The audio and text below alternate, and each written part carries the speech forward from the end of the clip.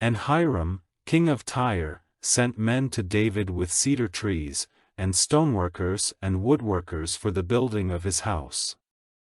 And David saw that the Lord had made his position safe as king over Israel, lifting up his kingdom on high because of his people Israel. And while he was living in Jerusalem, David took more wives and became the father of more sons and daughters.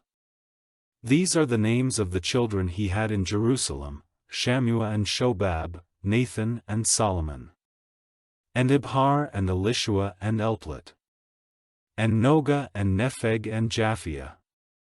And Elishama and Beliada and Eliphalet. And when the Philistines had news that David had been made king over all Israel, they went up in search of David, and David, hearing of it, went out against them. Now the Philistines had come, and had gone out in every direction in the valley of Rephaim. And David, desiring directions from God, said, Am I to go up against the Philistines? And will you give them into my hands? And the Lord said, Go up, for I will give them into your hands. So they went up to Baal-perazim, and David overcame them there, and David said, God has let the forces fighting against me be broken by my hand, as a wall is broken down by rushing water. So they gave that place the name of Baal-perazim.